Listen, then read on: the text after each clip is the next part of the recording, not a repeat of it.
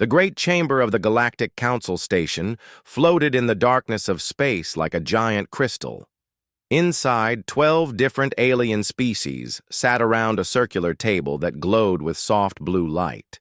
The air smelled of strange chemicals and metal.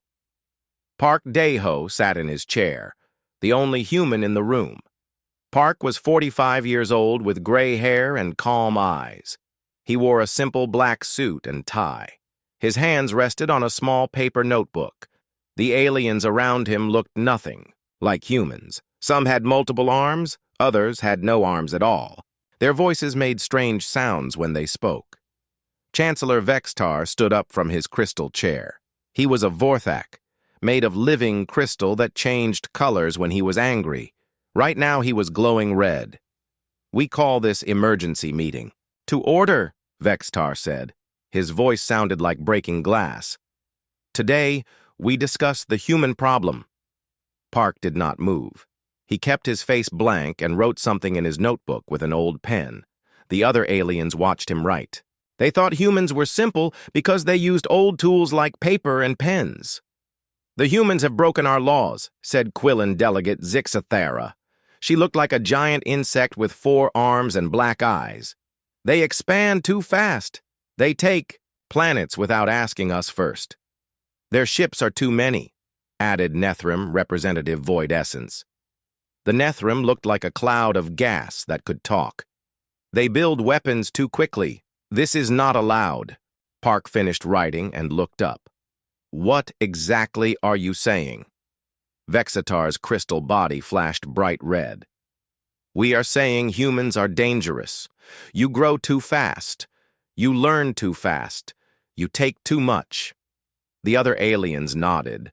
Some made clicking sounds. Others glowed different colors. "For 800 years, the Galactic Council has kept peace," said another alien. "All species follow our rules. We grow slowly. We ask permission. We share resources." "But humans are different," Zixthera clicked. "In only 150 years, you have taken 200 star systems. You build new ships every day. Your technology improves too fast." Park looked around the table. Every alien was staring at him. Their eyes, when they had eyes, showed fear and anger. "The Council has voted," Vextar announced. 11 votes yes, 1 vote no. The no vote was yours, human." "What did you vote for?" Park asked. "We give you 30 days, Vexatar said. 30 galactic standard days. You will stop all expansion. You will give us half your ships. You will accept council oversight forever. And if we refuse, then we will stop all trade with human worlds. We will block your ships from council space. If needed, we will use force." The chamber became very quiet. Park could hear the hum of the station's air systems. He could hear the aliens breathing or making whatever sounds they made instead of breathing. Park picked up his pen again and wrote more notes. The aliens watched him. They thought he was scared. They thought he was writing down their demands like a good servant. "These are your final terms?" Park asked. "Yes," Vextar said. 30 days. Stop expanding. Give us ships. Accept our control. Or face war." Park closed his notebook and stood up. He was not very tall, but something about the way he moved made the aliens step back. "I will take your message to Earth," Park said. His voice was very calm. "The United Republic of Humanity will have an answer for you within 30 days. "Good," Zixthara clicked. "We hope humans will be smart about this." "Oh, we will be," Park said. "Very smart." Vextar glowed orange now instead of red. "Human ambassador, you should know that resistance is useless. The Council has thousands of ships. We control all trade routes. We have weapons your people have never seen." Park looked at each alien around the table. His eyes were cold like winter ice. "Chancellor Vextar, you should know something about humans," Park said. "We do not respond well to threats." "This is not a threat," Void Essence whispered. "This is reality." Then I suppose we will see whose reality is stronger, Park said. He picked up his notebook and walked toward the door. The aliens watched him go. They felt proud. They had finally put the dangerous humans in their place. Ambassador Park, Vextar called out. We hope Earth will choose wisely. Park stopped at the door. He turned around and looked back at the council. Earth always chooses wisely, Chancellor, Park said. But our definition of wisdom might surprise you. The door closed behind him with a soft hiss. In the chamber, the aliens began to talk among themselves. They spoke about how easy it had been. They spoke about how humans would surrender quickly. They spoke about how the galaxy would be safe again. None of them noticed that Park had left something behind. On his chair was a small device that looked like a coin. It was recording everything they said. Park walked through the station's white corridors. Other aliens stepped aside as he passed. They had heard about the meeting. They whispered among themselves about the human who had been given an ultimatum. In his private rooms, Park sat at his desk and opened a secure communication channel to Earth. The hologram of Admiral Lee Sujin appeared in blue light. Admiral, Park said, they took the bait. All of it? Every word. They think we are weak. They think we will surrender. Admiral Lee smiled. It was not a nice smile. How long do we have? 30 days. More than enough time.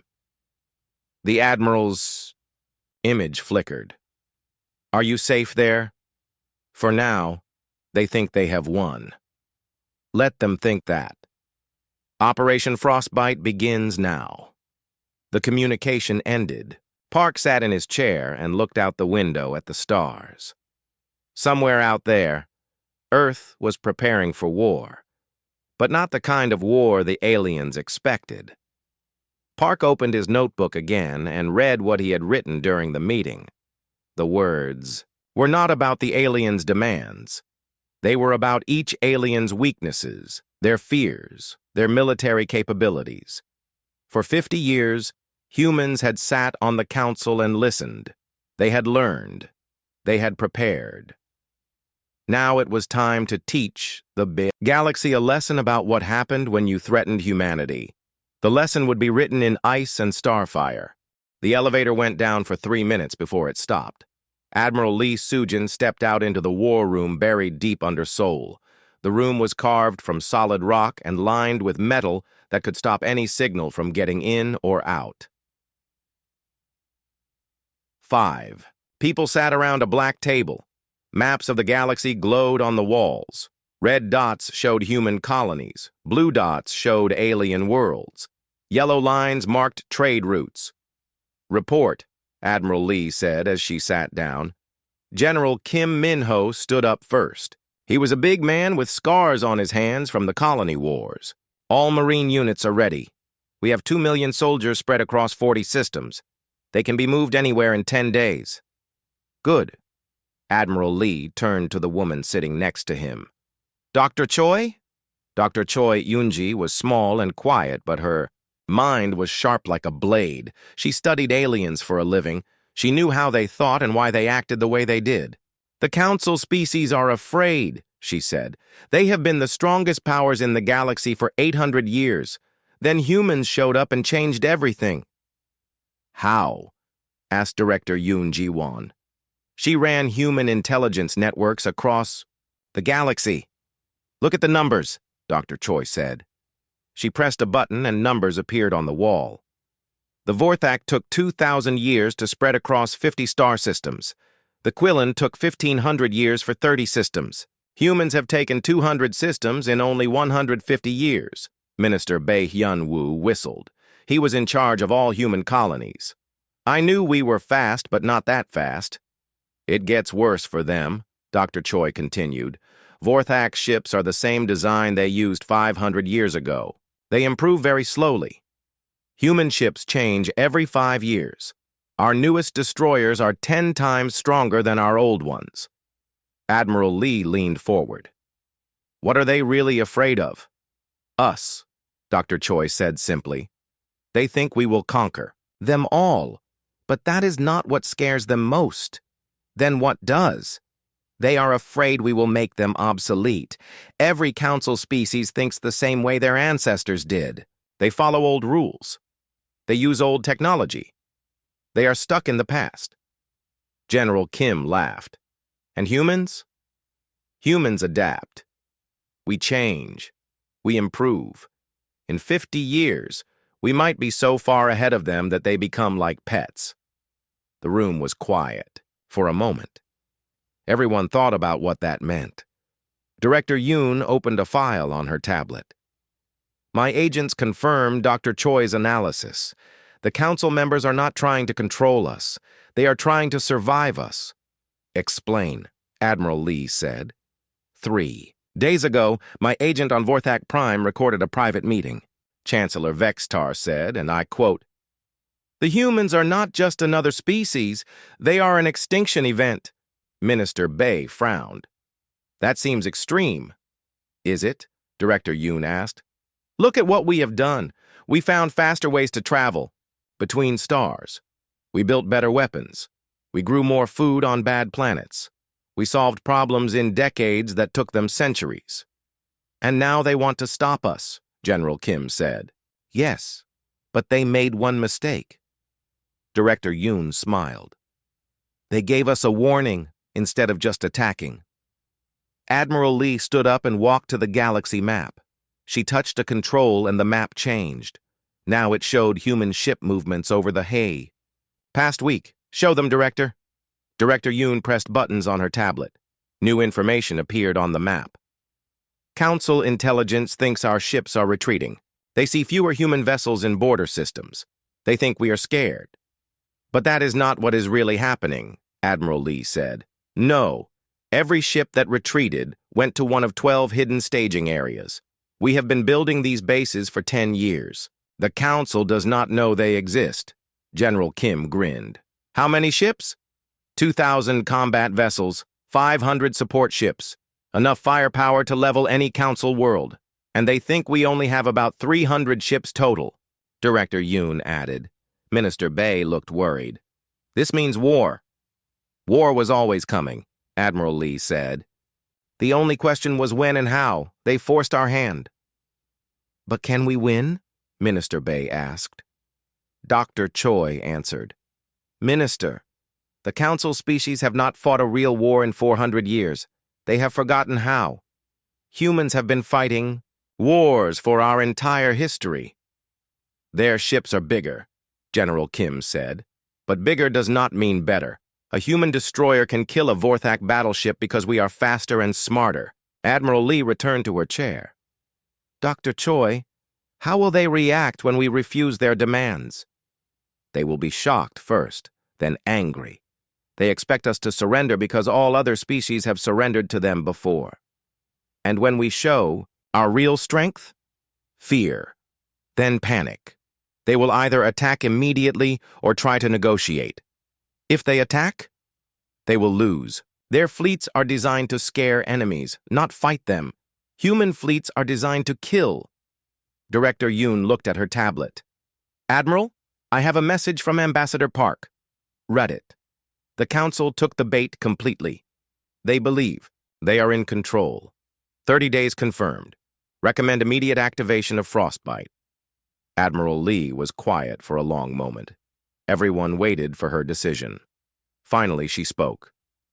Operation Frostbite is now active. General Kim, begin moving. All fleets to attack positions. Director Yoon, activate all sleeper agents. Dr. Choi, prepare psychological warfare protocols. Minister Bay, put all colonies on emergency production. What about Earth? Minister Bay asked. Earth will be fine. By the time the Council realizes. What is happening? Their fleets will be space dust. General Kim cracked his knuckles. What are our rules of engagement? Admiral Lee's eyes were cold as space. Any Council ship that does not surrender immediately is a target. Any Council world that supports military action against humans will be blockaded. Any Council leader who threatens human civilians will be removed. Permanently? Use your judgment, General. Dr. Choi raised her hand.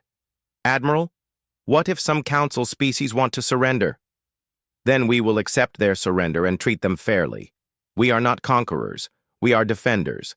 And if they want to keep fighting, Admiral Lee stood up. Then we will show them why humans survived ice ages, plagues, wars, and everything else the universe threw at us. We will show them what happens when you threaten our children. The meeting ended. Each person had their orders. As they left, Admiral Lee stayed behind and looked at the galaxy map. Her aide, Captain Nam Sora, remained in the room. Admiral, are we doing the right thing? Admiral Lee thought about her daughter on Mars. She thought about human families on 200 worlds. Captain, the Council wants to put chains on humanity.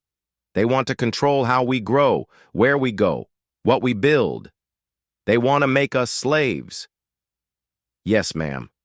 My grandfather fought in the resource wars. My father fought in the colony wars. I fought in the pirate campaigns. Every generation of humans has had to fight for freedom. And now it is our turn. Yes, but this time, we will not just win. We will win so completely that no one will ever threaten humanity again. Admiral Lee turned off the lights and headed for the elevator. In 30 days, the galaxy would learn a new truth. Humans did not surrender, humans did not submit, and humans never forgot their enemies. 25 days had passed since the Council's ultimatum. Director Vorthon clicked his mandibles as he read the latest intelligence reports. The Quillen intelligence chief sat in his office on Council Station, watching the data streams from across the galaxy. The humans are retreating, his aide Ziktara reported. Our sensors show fewer human ships on the border systems. Trade traffic has dropped by 60%. Director Vorthon's 4 eyes focused on different screens. Show me the withdrawal patterns. Holographic displays showed human ship movements. Red arrows pointed away from Council space. Blue dots marked human colonies that had gone silent. See here. Ziktara pointed with one of her arms. The Kepler sector had 50 human ships last week. Now there are only 12. Same pattern in the Ross sector and the Wolf sector. What about their military communications? Almost nothing. They used to send thousands of encrypted messages every day. Now we intercept maybe 10 messages per day. Director Vorthon felt satisfied. The humans were clearly preparing to surrender. Have any human colonies sent surrender offers yet? No, Director, but their silence suggests they are considering their options. Good. Send this report to Chancellor Vextar immediately. Far away, hidden in an asteroid field in the Tau Ceti system, Captain Namsora watched her screens with satisfaction. The hidden base called Titan Station was invisible to Council sensors. Around her, the largest human military buildup in history was taking place. Status report, Captain Nam ordered. Lieutenant Shin Hana looked up from her console. All fleets have arrived. We now have 2,000 combat ships in position around 12 hidden bases. Excellent. What about construction? Engineer Otewan wiped grease from his hands. We have completed 600 new ships in the past 3 weeks. The emergency production quotas have been exceeded. Captain Nam smiled. The Council thought humans were retreating. In reality, every ship that left the border systems had come here or to one of 11 other hidden bases. Human industrial capacity, freed from civilian production, was building warships faster than any Council species had thought possible. Show me the new quantum tunnel drives, Captain Nam said. Engineer O led her to a massive engine that hummed with energy. This drive can move a ship from here to Earth in 3 days. Council ships take 3 weeks for the same trip. How many ships have the new drives? All of them. Every ship in the human fleet now has quantum tunnel capability. Captain Nam walked to another section of the base. Lieutenant Shin followed her. The kinetic bombardment platforms are ready too, Lieutenant Shin reported. We can turn any asteroid into a planet-killer weapon. They stopped at an observation window. Outside, human ships moved like schools of fish.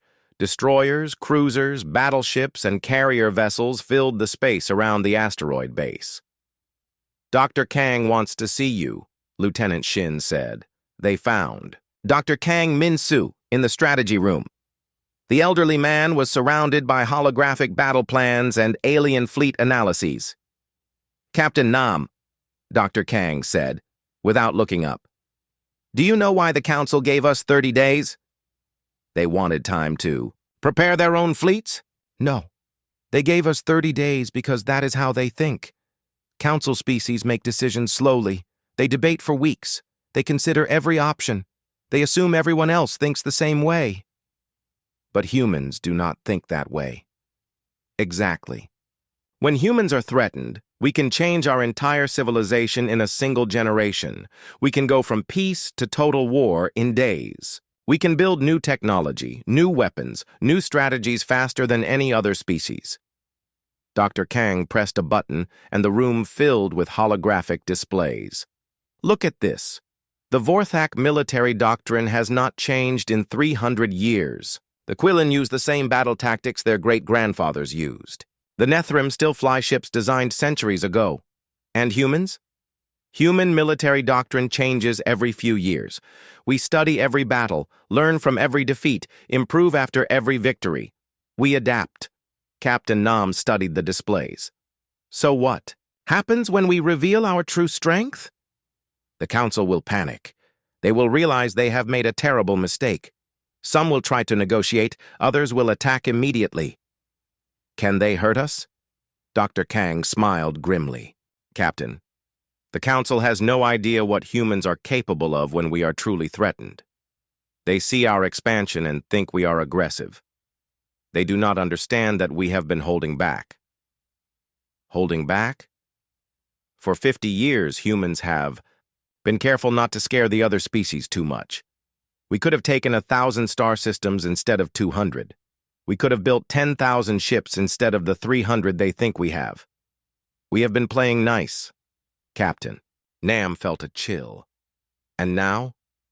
Now they have threatened our families, our children, our future. Now they will see what humans can really do. An alarm sounded. Lieutenant Shin checked her console. Captain, we have a priority message from Admiral Lee. The hologram of Admiral Lee appeared in the center of the room. Her face was stone cold. Serious. All base commanders, this is Admiral Lee. We are now 5 days from the deadline. Begin final preparations. All fleets are to be in attack position by day 29. Any questions? Captain Nam stepped forward. Admiral, what about the Council's demand for Ambassador Park's response? Ambassador Park will give them exactly what they deserve. A response they will never forget. The hologram flickered out. Dr. Kang looked at his battle plans one more time. Captain, in 5 days, the galaxy will change forever. Are you sure we can win? Captain, I am sure of 3 things. First, the Council has never fought humans at full strength. Second, they have no idea what we are really capable of. Third, they made the biggest mistake any species can make. What mistake? They threatened human children. There is no force in the universe stronger than humans protecting their families. Meanwhile, on Council Station, Chancellor Vextar was meeting with his military advisors. The crystal being glowed with confidence. The humans will surrender, he announced. Their retreat proves they understand the situation. What if they refuse? Asked General Thexval. Then we will destroy their fleets in a few days. How many ships can they really have? Maybe 500 at most? Our intelligence says 300. See? We have 3,000 ships. The humans cannot win. None of them knew that human agents were recording every word. None of them suspected that their enemy had been preparing for this moment for decades. And in Earth, in her office beneath Sol, Admiral Lee looked at the reports from all 12 hidden bases. Every human ship was ready. Every weapon was loaded. Every soldier knew their mission. Tomorrow, Ambassador Park would deliver humanity's response to the Council's ultimatum. The response would come with 2,000 ships and enough firepower to remake the galaxy. The Council wanted to see human surrender. Instead, they would see human fury, and they would learn why threatening humanity was the last mistake any species ever made. Day 30 had arrived. The great chamber of the Galactic Council Station was packed like never before. Representatives from over 200 species filled the curved rows of seats. News crews from across the galaxy pointed their cameras at the center stage. Everyone had come to watch humanity surrender. Chancellor Vextar stood at the main podium, his crystal body glowing bright blue with excitement. Around the circular table, the 12 founding council members waited in their ceremonial robes and biosuits. "Today we witness the end of human aggression," Vextar announced to the crowd. "Today the galaxy returns to peace and order." The alien audience made various sounds of approval. Clicking, buzzing, humming, and whistling filled the air. Many species had suffered from human competition in trade and expansion. They were happy to see the young race put in its place. Director Vorthan of the Quillen clicked his mandibles together. The human ambassador should arrive soon to deliver their surrender. "I hope they learned their lesson," said Void Essence of the Nethrim, the gas cloud being flickered with satisfaction. At exactly noon, station time, the main doors opened. Ambassador Parkdeho walked in alone. He carried only a small data pad and wore the same simple black suit he always wore. His face showed no emotion at all. The crowd fell silent. Cameras focused on the human as he walked to the center of the chamber. His footsteps echoed in the huge space. Chancellor Vexitar's voice boomed across the chamber.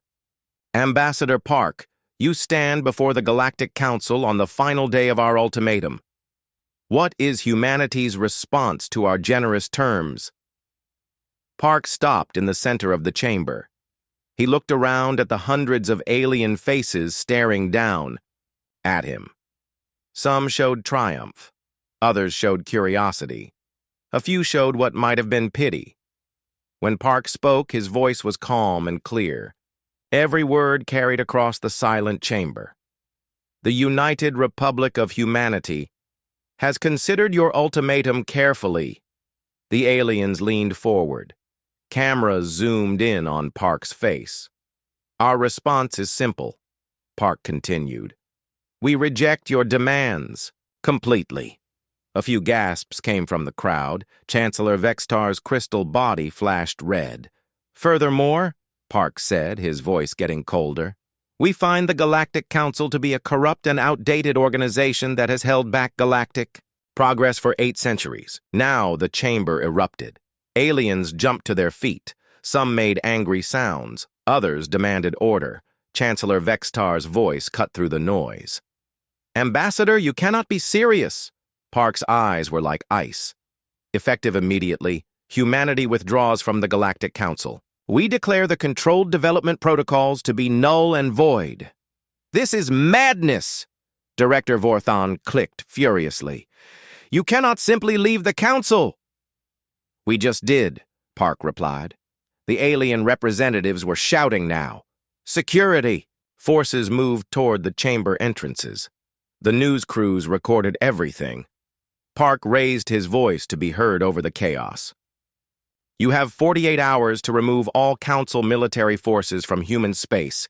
Any ships that remain will be considered an invasion force." Chancellor Vextar glowed bright red with rage. "You dare threaten us? We have 3,000 ships. We will crush your tiny fleet." "Will you?" Park asked. He activated his data pad. Every screen in the chamber changed. The Council's ceremonial displays went dark. Then new images appeared. Images that made the entire chamber fall silent. Ships. Thousands of human ships. The cameras showed vessel after vessel hanging in space around the Council station. Sleek destroyers with weapons that glowed with energy. Massive battleships bristling with guns. Carrier ships launching fighter squadrons. 2,000 combat vessels, Park announced to the stunned chamber. "All armed with weapons your species have never seen. All equipped with technology you thought was impossible." On the screens, the human ships moved into attack formation. Their engines left trails of blue fire against the black of space. A new voice echoed through the chamber. "This is Admiral Hong Seung-jae of the Human Defense Fleet. Council Station, you are surrounded. Any aggressive action will result in immediate response." Chancellor Vextar stared at the screens in shock. This is impossible. Our intelligence said you only had 300 ships. "Your intelligence was wrong about many things," Park said. "You thought we were retreating. We were gathering. You thought we were weak. We were preparing. You thought we would surrender. You were very mistaken." Director Vorthon's 4 eyes darted between the screens. "Where did these ships come from?" "We built them," Park answered simply. "While you spent 30 days celebrating your victory, we spent 30 days getting ready for war." Void essence flickered with fear. "You cannot fight the entire galaxy!" "We do not want to fight anyone," Park said, "but we will not accept slavery." "This was not slavery," Vextar protested. "This was order. This was peace." Park's laugh was cold as winter. "Peace? You call threatening genocide peace? You call demanding surrender peace? We never threatened genocide. You threatened to destroy human civilization if we did not submit. What would you call that?" The chamber was deadly quiet now. Every alien stared at the human in the center of the room. "You wanted to see what happens when humanity is threatened with extinction," Park continued. "Congratulations. Now you know." On the screens, more human ships appeared. They came out of quantum tunnels like sharks emerging from deep water. Battle groups took positions around every major council world within 50 light years. "This is impossible," whispered one of the smaller species representatives. "How did they move so many ships so quickly?" "The same way we do everything," Park answered. "Faster than you thought possible." Chancellor Vextar tried to regain control. "Even with these ships, you cannot fight all of us. The Council has thousands of allies." "Do you?" Park asked. He pressed another button on his datapad.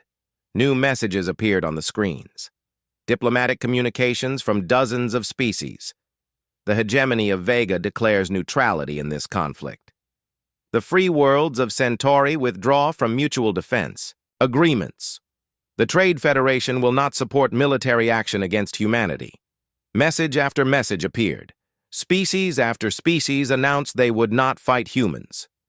"It seems your allies are not as loyal as you thought," Park observed.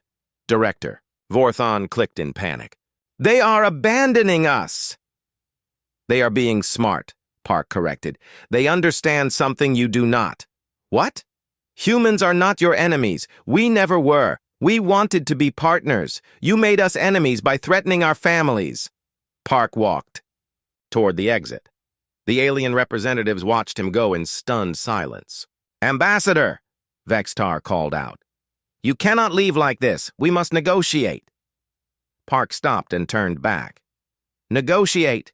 You had 50 years to negotiate. Instead, you chose to give ultimatums."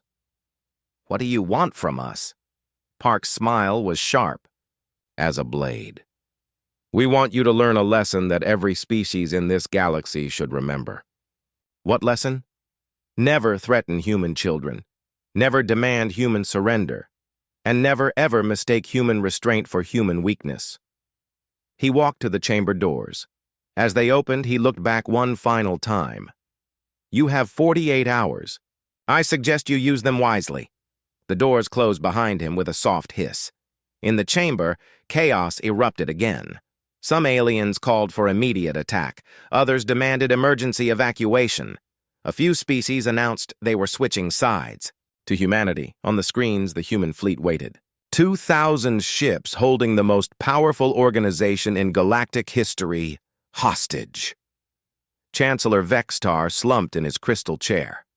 "What have we done?" Director Vorthon looked at the ship formations surrounding them. "We have awakened something. That should have stayed sleeping." Outside the station, Admiral Hong watched the chaos through his ship's sensors. His communications officer turned to him. Admiral, we are receiving surrender requests from 6 Council species. Accept them all. Treat them fairly. And the others? Admiral Hong looked at the Council station floating helplessly in the middle of his fleet. We wait. Humans are patient when we need to be. The 48-hour countdown had begun. 6 months later, President Kim Ye-jin stood at the observation deck of New Geneva Station. The massive space station orbited a star that had not existed a year ago. Human stellar engineering had built the star from collected gas and matter, creating a new solar system as a demonstration of their capabilities. The president was a calm woman with silver hair and steady hands. She wore a simple blue dress and no jewelry, except for a small pin showing Earth and its moon. The Galactic. Community meeting will begin in 1 hour, her aide informed her. How many species are attending? 147. More than twice the old council's membership. President Kim smiled. The new galactic community was very different from the old council. Instead of a few powerful species controlling everyone else, all species had equal voices. Instead of preventing progress, they shared knowledge and technology. The old council still existed, but nobody listened to them anymore. Half their former members had joined the community. The other half stayed in their home systems, too afraid to cause more trouble. In the community's main meeting hall, Ambassador Lim Jae-hyun was explaining human policy to a group of nervous alien diplomats. Lim was young for an ambassador, but he had grown up on Mars and understood both human and alien cultures. You must understand, Lim said to the worried-looking Zenthari representative. Humans never wanted to conquer anyone. Then why do you have so many ships? The Zenthari asked. His green skin showed fear patterns. Because you taught us that the galaxy is a dangerous place. You showed us that peaceful species get enslaved or destroyed. An insectoid delegate clicked, nervously. But surely humans will use their power to control others. Lim shook his head. Look at what we have actually done. We ended the pirate wars that plagued the outer systems for decades. We shared our medical technology freely. We opened trade routes that the council kept closed. But the raw power, another alien whispered. Power without purpose is meaningless, Lim replied. Human purpose is to explore, to learn, to grow. We want to see what amazing things happen when all species can reach their full potential. In another part of the station, General Ryu Sang-hoon was meeting with former council military leaders. The general was a tall man with gray hair and scars from the border wars. His uniform was simple, but every alien in the room knew who he was. General, asked former Quillan Admiral Zektara, what is the real size of the human fleet? Why do you want to know? For planning purposes, General Ryu smiled. Admiral, the human fleet is exactly as large as it needs to be. That is not an answer. It is the only answer you need. If you plan to attack human worlds, the fleet will be large enough to stop you. If you plan to live in peace, the fleet size does not matter. The former council officers looked uncomfortable. They were used to knowing exactly how many ships everyone had. Humans refused to give exact numbers. What we can tell you, General Ryu continued, is that human shipyards produce one new vessel every day. Our technology improves every month. Our soldiers train constantly. Why? Asked a Vorthak crystalline being. Because humans learned something important from the Council War. What lesson? Peace is not the absence of war. Peace is when everyone is too smart to start a war. On Earth, in a small classroom in New Seoul, Dr. Park Minji was teaching the next generation of human diplomats. She was Ambassador Park's daughter, but she had chosen to become a teacher instead of a diplomat. Today we study the Council War, she told her 20 students. Can anyone tell me why the Council gave humanity an ultimatum? A young man raised his hand. Because they were afraid of us? Correct. But why were they afraid? A young woman answered. Because we grew faster than they expected. Also correct. But there is a deeper reason, Dr. Park wrote on the whiteboard. The council species were afraid because they had forgotten how to change. She turned to face the class. For 800 years, the council maintained peace by preventing progress. No one could grow too fast. No one could learn too much. No one could become too strong. But that system failed when humans arrived, another student said. Exactly. Humans adapt. We change. We improve. To the council, this made us a threat. Were we a threat? Dr. Park considered the question carefully. We were a threat to their system of control, but we were not a threat to their people or their worlds. What is the difference? A system that prevents growth will eventually collapse.